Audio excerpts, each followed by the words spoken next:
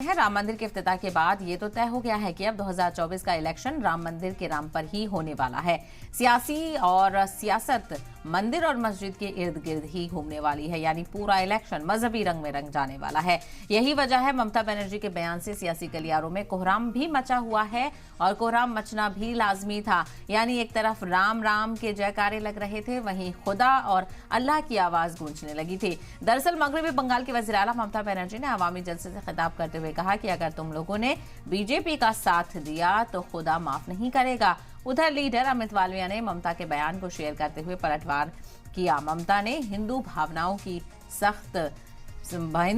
को नेग्लेक्ट करते हुए सर्वधर्म संभाव रैली का इनेकाद किया और फिरका वाराना कशीदगी फैलाने की कोशिश की है।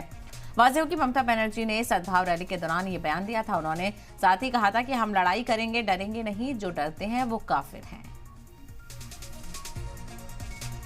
तो ममता बनर्जी की तरफ से यात्रा निकाली गई थी। उन्होंने आवामी जलसे से खिताब भी किया, जहां पर ममता बनर्जी के बयान को लेकर अब सियासत भी देखने मिल रही है।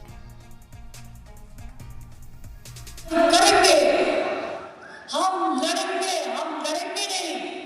जो काफिर है, जो कापुरुष है, वो डरते हैं, वो मरते हैं। वो लोग क्या कहते हैं, हमको जो मर्जी हो हम करेंगे। एक बात याद रखना, बीजेपी को मदद मत करो। बीजेपी का